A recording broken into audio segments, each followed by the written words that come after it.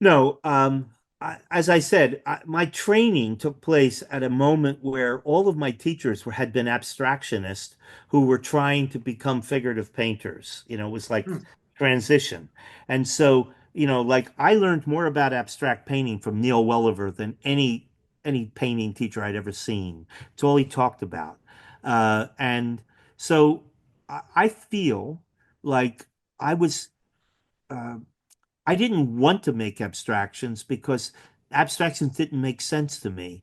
But painting abstractly did make sense to me inside of the image. So, like, I couldn't imagine looking at a figure and wanting to learn how to draw the figure. I wanted to learn how to see the figure. And in order to see the figure, there was a kind of language of shapes and marks that created that figure. And I don't really understand how that got into my head, but I just know it was there. So photography didn't, one of the things when we were kids that would make somebody look talented is that they could make a drawing that looked like a photograph. That didn't interest me at all. The photograph was just an inspiration point to make something else. So I remember I was 18 years old and I was a student at Maryland Institute, but I not for anything that had to do with the class. I had found these old photographs that were like made in maybe 1910 or something. And I used them as a starting point to make a few paintings. And probably I was influenced by maybe seeing Arshile Gorky's paintings of his mother and stuff. And I just loved finding the shapes in the photographs. So I made this painting of my grandfather, grandmother, and their mother that was like, and it was a big shaped thing. And I entered it into the Baltimore Museum annual juried show, which was open to any artist.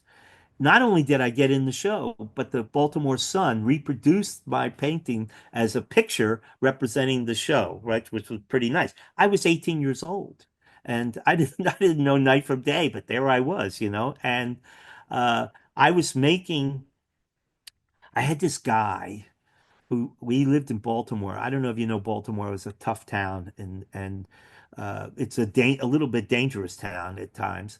And so at night, this guy used to knock on our window, and I would go to the window, and he always had stuff to sell. I thought it was interesting that this guy would come around to your house to sell you stuff. It was always like 10:30 at night.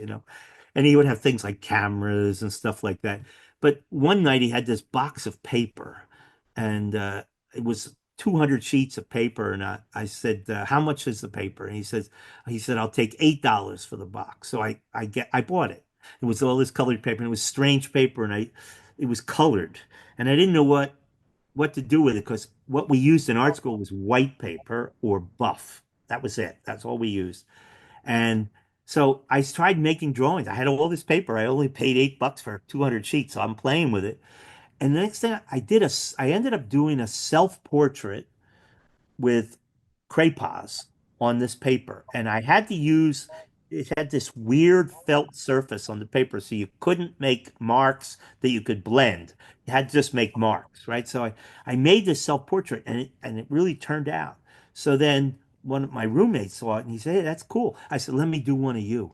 So I had this apartment. We had flowered wallpaper, 10-foot high ceilings, and this horrible 1970s, 60s horrible pattern wallpaper. So I started making drawings of all the art students, and they were all oversized heads in this expressive format on colored paper.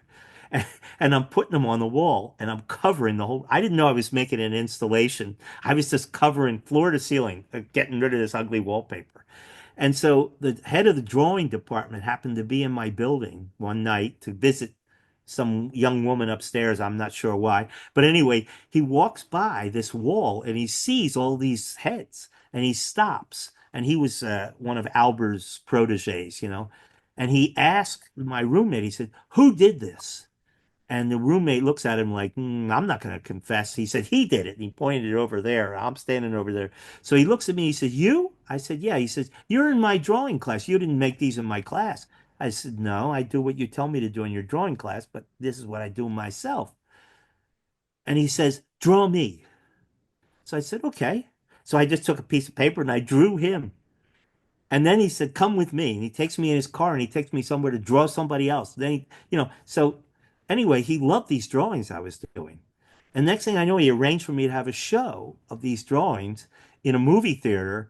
And it opened with Ken Russell's film. No, it was with Bernardo Bertolucci, The Conformist. So I had an opening. I'm 18 years old. I have this show of these heads, right? And so people were calling me on, they weren't calling me on the phone, but they were sending messages to the college. And I would get these notes from the office that to call somebody, and I would call them. So I was doing these drawings of people, and I was getting like $35 a drawing. And I had like all this walking around money that was coming from making these drawings.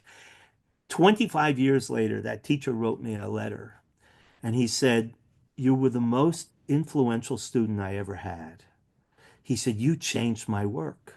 He said, "It was as if you had been sent from the history of art to remind me that colored paper was a usable surface, that making drawings didn't have to be on white paper." And he said, "It was like you were a ghost from the past." And he said, "I don't know where you came from, but he said, I'll never forget you." That was very sweet.